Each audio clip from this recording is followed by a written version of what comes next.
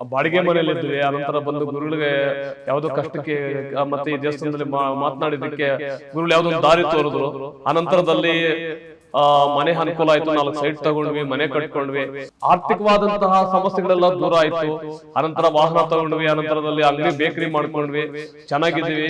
ಪ್ರತಿ ಶನಿವಾರ ಬರ್ತೀನಿ. ಬಂದ್ಮೇಲೆ ತುಂಬಾ ಒಳ್ಳೇದಾಗ್ತದೆ. ದಿನ ಒಂಚೂರು ಅಭಿವೃದ್ಧಿ ಎಲ್ಲ ಆಗ್ತಿದೆ.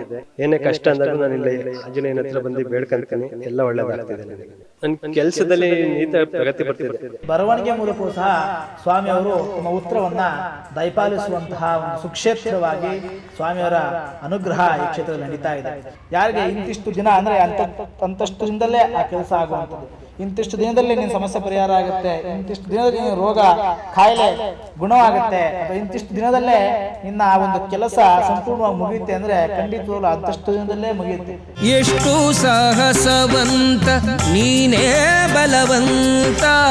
ವೀಕ್ಷಕರೇ, ಕರ್ನಾಟಕದಲ್ಲಿರುವ ಎಲ್ಲ ಪ್ರಸಿದ್ಧ ದೇವಸ್ಥಾನಗಳನ್ನು ನಿಮಗೆ ಪರಿಚಯ ಮಾಡಿಸುವುದೇ ನಮ್ಮ ಟಿವಿ ಕನ್ನಡ ವಾಹಿನಿಯ ಉದ್ದೇಶ. ಟಿವಿ ಕನ್ನಡ. ಈಗ ನಾವು ನಿಮಗೆ ಪರಿಚಯ ಮಾಡಿಸಲು ಹೊರಟಿರುವ ದೇವಸ್ಥಾನ ಗದ್ದುಗೆ ವೀರ ಆಂಜನೇಯ ಸ್ವಾಮಿ ದೇವಸ್ಥಾನ. ಈ ದೇವಸ್ಥಾನ ಇರುವುದು ಬೇಲೂರು ರಸ್ತೆ, ಸಿದ್ಧಾರ್ಥ ನಗರದ ಎದುರು ಜಡ್ಜ್ ಕ್ವಾರ್ಟರ್ಸ್ ಹತ್ತಿರ ಹಾಸನದಲ್ಲಿದೆ. ಬೆಂಗಳೂರಿನಿಂದ ಸರಿಸುಮಾರು 180 ಕಿಲೋಮೀಟರ್ ಸಮೀಪದಲ್ಲಿದೆ.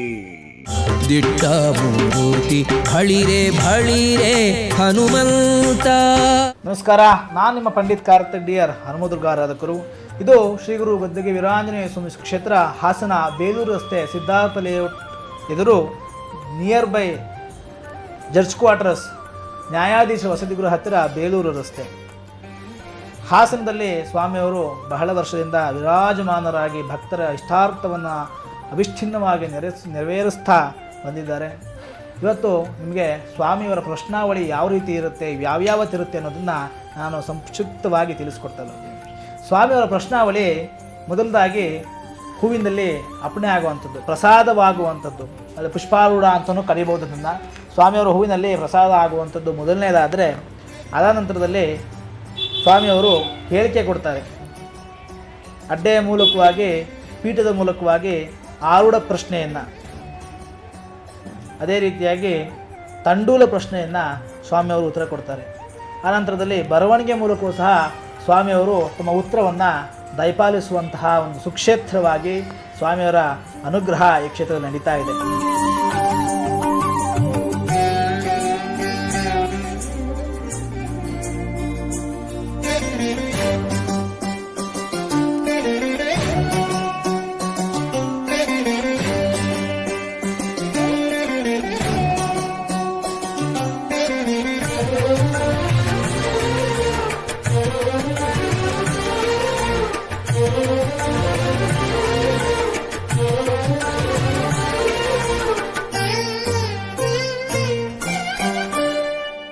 ಹೆಸರು ಮುನ್ನು, ಇದೇ ಹಾಸನವರು.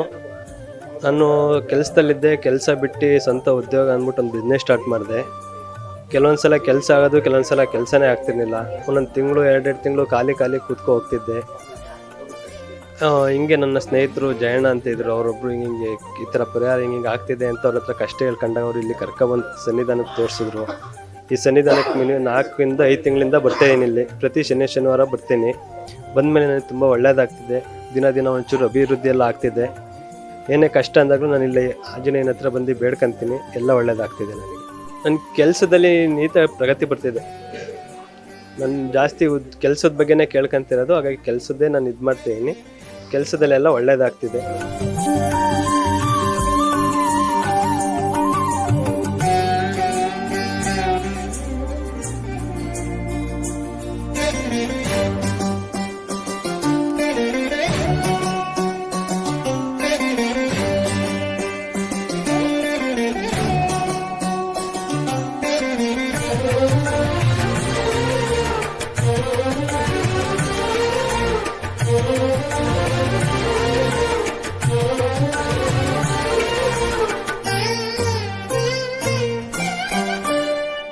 ಯಾವ ಭಕ್ತ ತನ್ನ ಪ್ರಶ್ನೆಯನ್ನು ಸ್ವಾಮಿ ಮುಂದಿಡ್ತಾನೋ ಆ ಭಕ್ತನ ಪ್ರಶ್ನೆಗೆ ಉತ್ತರವನ್ನು ಈ 3 ಅಥವಾ 4 ರೀತಿಯಲ್ಲಿ ಉತ್ತರವನ್ನು ಕೊಡ್ತಾ ಹೋಗ್ತಾರೆ. ಅದೇ ರೀತಿಯಾಗಿ ಸುದರ್ಶನ ಅಷ್ಟಮಂಗಲದಲ್ಲೂ ಸಹ ಸ್ವಾಮಿಯವರ ಪ್ರಶ್ನಾವಳಿ ಉತ್ತರಗಳು ಸಹ ನಡೀತದೆ.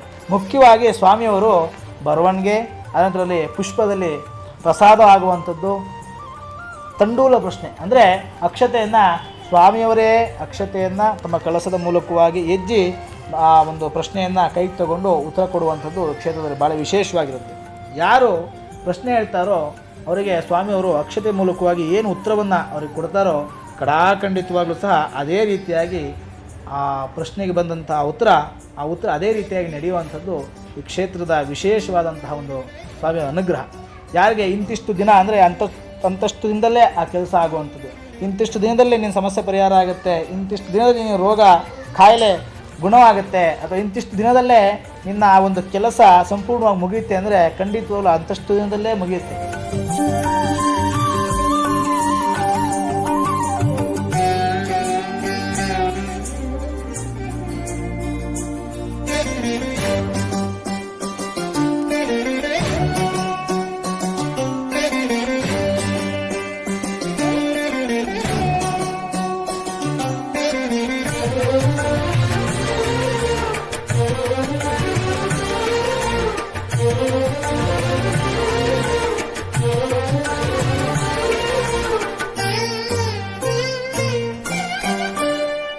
ನಮ್ಮ ಹೆಸರು ಗಂಗಾಧರ ಭಾಗವತರ್ ಅಂತ. ಶಿಡ್ಲಘಟ್ಟ ತಾಲೂಕು ಚಿಕ್ಕಬಳ್ಳಾಪುರ ಡಿಸ್ಟಿಕ್ ಕಡೆಯಿಂದ ಬಂದಿದ್ದೀವಿ. 2003ರಲ್ಲಿ ಗುರುಗಳ ಒಂದು ಯೂಟ್ಯೂಬ್ ಚಾನಲಲ್ಲಿ ಗುರುಗಳು ಕಂಡು ನಮ್ಮ ಒಂದು ಸಮಸ್ಯೆಯ ಬಗ್ಗೆ ಅಲ್ಲಿಗೆ ಬಂದ್ವಿ.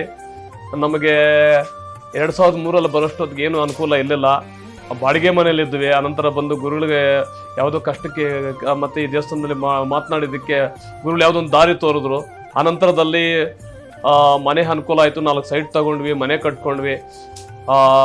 2024 ಏಪ್ರಿಲಲ್ಲಿ ಗುರುಗಳೇ ಬಂದು ನಮಗೆ ಎಲ್ಲ ಮನೆ ಪಾಯೆಲ್ಲ ಹಾಕ್ಕೊಟ್ರು.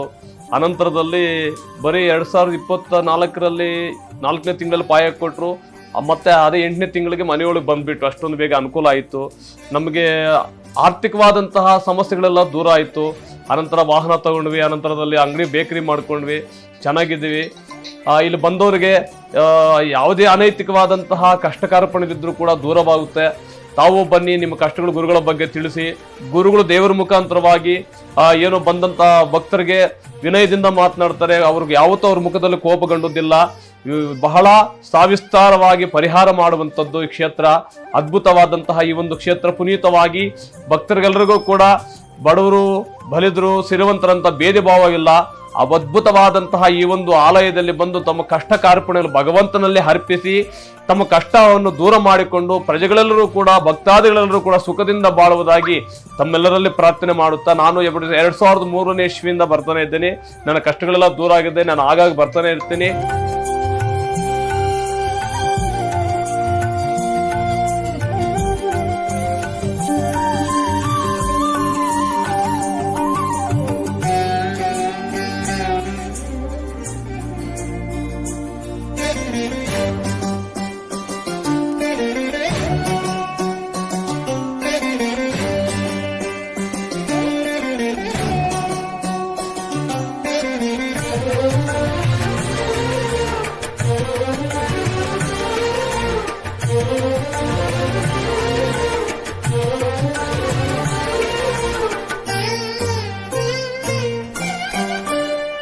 ಈಗ ಒಂದು ವಿವಾಹದ ಪ್ರಶ್ನೆ ಆದರೆ ಇಂದಿಷ್ಟು ದಿನ ಇಂಥ ದಿನದಲ್ಲಿ ಇಂಥ ಜಾಗದಿಂದ ಇಷ್ಟು ಗಂಟೆಗೆ ನಿನಗೆ ಅನುಕೂಲ ಆಗುತ್ತೆ ಅಂದರೆ ಅಷ್ಟು ಗಂಟೆಗೆ ಅದು ಅನುಕೂಲ ಆಗುವಂಥದ್ದು ಸ್ವಾಮಿಯವರು ವಿಶೇಷವಾದಂತಹ ತಂಡೂಲ ಪ್ರಶ್ನೆ.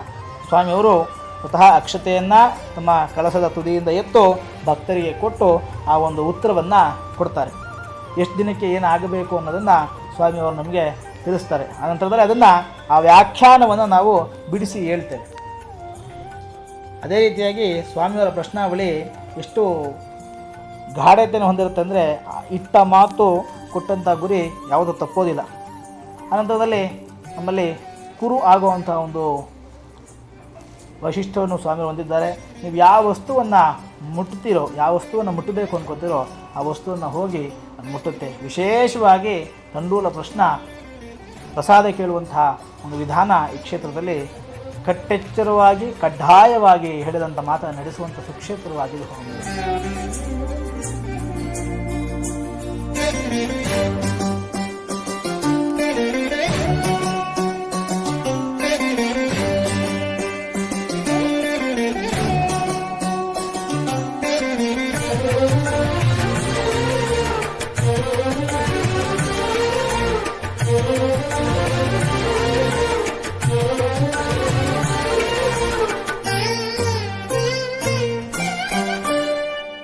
ಇವತ್ತಿನ ದಿನದಲ್ಲಿ ಅಮೋಘವಾದಂತಹ ಹೋಮ, ದಶಮಹಾವಿದ್ಯೆ ಎಂಬುವಂತಹ ಹೋಮ ಗುರುಗಳು ಮಾಡ್ತಾ ಇದ್ರು. ಆ ಹೋಮ ನೋಡೋದಕ್ಕೆ ಎಷ್ಟೋ ಜನ್ಮದ ಪುಣ್ಯ ಫಲ ಇರಬೇಕಂತಹ ಹೋಮ ನೋಡ್ಬೇಕಾದ್ರೆ ಭಕ್ತಾದಿಗಳೆಲ್ಲರೂ ಬಂದ್ರು, ನಾವು ಪಾಲ್ಗೊಂಡು ಆ ಹೋಮವನ್ನು ಕಂಡ್ವಿ. ನಮ್ಮ ಇನ್ನೂ ಕಷ್ಟಗಳು ದೂರವಾಗಲಿ, ಎಲ್ಲರೂ ಸುಖದಿಂದ ಬಾಳಲಿ ಅಂತಂದು ಭಗವಂತನಲ್ಲಿ ಪ್ರಾರ್ಥನೆ ಮಾಡುತ್ತಾ ಈ ಒಂದು ಅಮೋಘವಾದಂತಹ ಕ್ಷೇತ್ರಕ್ಕೆ, ಆಂಜನೇಯ ಸ್ವಾಮಿ ಒಂದು ಆಲಯಕ್ಕೆ ಎಲ್ಲರೂ ಕೂಡ ಭಕ್ತಾದಿಗಳು ಬಂದು ತಮ್ಮ ಕಷ್ಟ ಸುಖಗಳನ್ನು ಹೇಳಿ ಎಲ್ಲರೂ ಕೂಡ ಸುಖದಾಗಿ ಬಾಳೋದಾಗಿ, ಆ ಒಂದು ಆರ್ಥಿಕ ಸಮಸ್ಯೆ ಆಗಬಹುದು, ಒಂದು ಬಿಸಿನೆಸ್ ವ್ಯವಹಾರವಾಗಬಹುದು, ಒಂದು ಗಂಡ ಹೆಂಡತಿಯ ಸಮಸ್ಯೆ ಆಗಬಹುದು, ಒಂದು ಸಂಸಾರಿಕ ವಿಚಾರದ ಸಮಸ್ಯೆ ಆಗಬಹುದು, ಎಲ್ಲಾ ರೀತಿಯ ಪರಿಹಾರವನ್ನು ಮಾಡುವಂತಹ ಈ ಒಂದು ಅದ್ಭುತವಾದಂತಹ ಆಂಜನೇಯ ಸ್ವಾಮಿಯ ಒಂದು ಆಲಯದಲ್ಲಿ ಭಕ್ತಾದಿಗಳೆಲ್ಲರೂ ಕೂಡ ಬಂದು ಸಾವಿಸ್ತಾರವಾಗಿ ಬೇಡಿ ತಮ್ಮ ಮನವಾರ್ಕೆಯನ್ನು ಹರಿತುಕೊಂಡು ಭಗವಂತನ ಕೃಪೆಗೆ ಪಾತ್ರರಾಗಬೇಕೆಂದು ತಮ್ಮಲ್ಲಿ ಕಳಕಳೆಯ ಪ್ರಾರ್ಥನೆ ಮಾಡುತ್ತಾ ಎಲ್ರಿಗೂ ಕೂಡ ಧನ್ಯವಾದ, ಕೃತಜ್ಞತೆಗಳು. ಈ ಒಂದು ನಮ್ಮ ಗುರುಗಳಾಗಿ ಇಲ್ಲಿ ನಿಂತಹ ಕಾರ್ತಿಕ್ ಅವ್ರಿಗೂ ಕೂಡ ಧನ್ಯವಾದ ಅರ್ಪಿಸುತ್ತಾ, ಅರ್ಚಕರಾಗಿ ನಿಂತಹ ಅವ್ರಿಗೂ ಕೂಡ ಧನ್ಯವಾದಗಳು ಅರ್ಪಿಸುತ್ತಾ, ಇಲ್ಲಿರುವಂತಹ ಎಲ್ರಿಗೂ ಕೂಡ ಧನ್ಯವಾದ, ಕೃತಜ್ಞತೆಗಳು.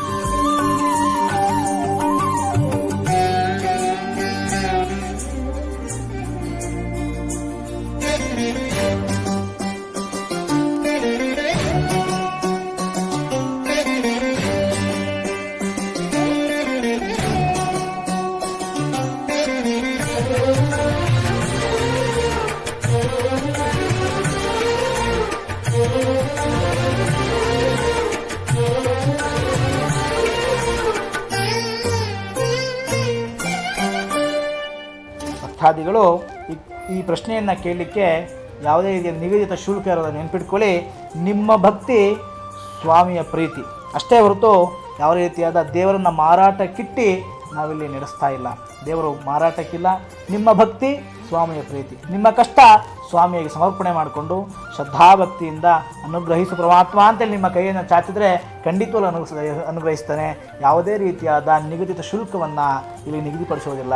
ನಿಮ್ಮ ಪ್ರೀತಿಯಿಂದ ನಿಮ್ಮ ಶಕ್ತಾನುಸಾರ ಸ್ವಾಮಿಯವರನ್ನು ಪ್ರಾರ್ಥಿಸಿ, ನಿಮ್ಮ ಶಕ್ತಾನುಸಾರ ನಿಮ್ಮ ಖುಷಿಯನ್ನು ಅವರಿಗೆ ಸಮರ್ಪಣೆ ಮಾಡಿ, ಭಕ್ತಿಯನ್ನು ಸಮರ್ಪಣೆ ಮಾಡಿ ನಿಮ್ಮ ಸಮಸ್ಯೆಗೆ ಉತ್ತರವನ್ನು ತಿಳ್ಕೊಬೋದೇ ಹೊರತು ಯಾವುದೇ ರೀತಿಯಾದ ಹಣದ ಪಡಿಕೆ ಆಗಲಿ, ಹಣ ತೆಗೆದುಕೊಳ್ಳೋದಾಗಲಿ, ಯಾವುದೇ ಚೀಟಿ ವ್ಯವಸ್ಥೆಗಳು ಇರೋದಿಲ್ಲ. ನಿಮ್ಮ ಖುಷಿಯಿಂದ ಮನಸ್ಸೋ ಇಚ್ಛೆಯಿಂದ ಸ್ವಾಮಿಗೆ ಏನು ಸಮರ್ಪಣೆ ಮಾಡಬೇಕು ಅಂತಿರೋ ಅದನ್ನು ನೀವು ಸಮರ್ಪಣೆ ಮಾಡಬಹುದು.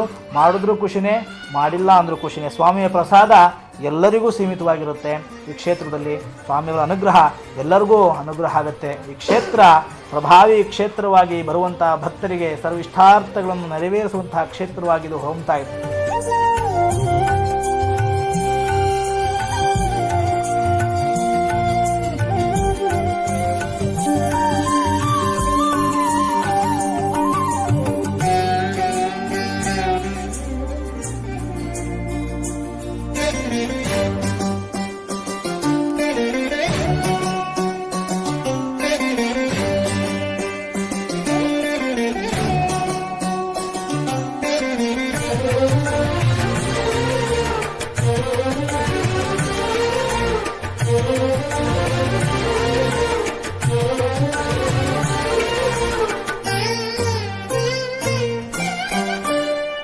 ಯಾವ ಭಕ್ತರಿಗೆ ಕಷ್ಟ ಕಾರ್ಪಣ್ಯಗಳಿರ್ತಾರೋ ಯಾವುದೇ ರೀತಿಯಾದ ದುಡ್ಡಿನ ವ್ಯವಸ್ಥೆಯನ್ನು ಇಲ್ಲದೆ ಸ್ವಾಮಿಯವರನ್ನು ನೀವು ಕೇಳ್ಕೋಬೋದು.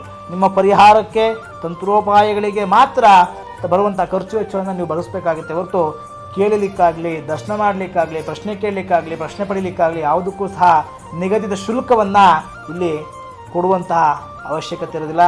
ನಿಮ್ಮ ಸಂತೃಪ್ತಿಯಿಂದ ಸ್ವಾಮಿಯವರ ಭಕ್ತಿಯನ್ನಿಟ್ಟು ನಿಮ್ಮ ಖುಷಿಯನ್ನು ಬಂದಷ್ಟು ನೀವು ಸ್ವಾಮಿಗೆ ಸಮರ್ಪಣೆ ಮಾಡಿ ನಿಮ್ಮ ಸಮಾಧಾನಕರವಾಗುವಷ್ಟು ಪ್ರಶ್ನೆಯನ್ನು ಕೇಳಿಕೊಂಡು ಹೋಗ್ಬೋದಾಗಿರುತ್ತೆ.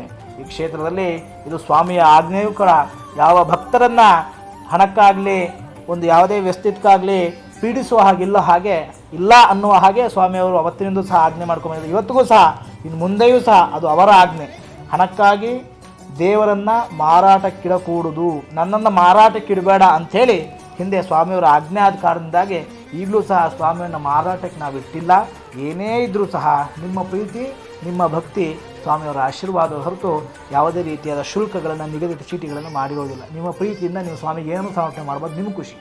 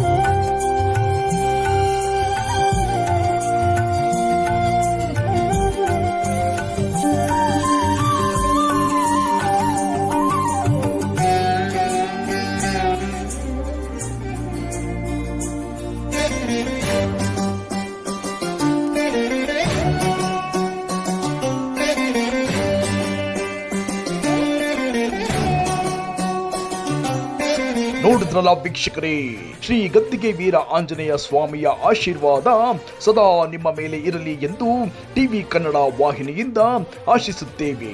ಧನ್ಯವಾದಗಳು.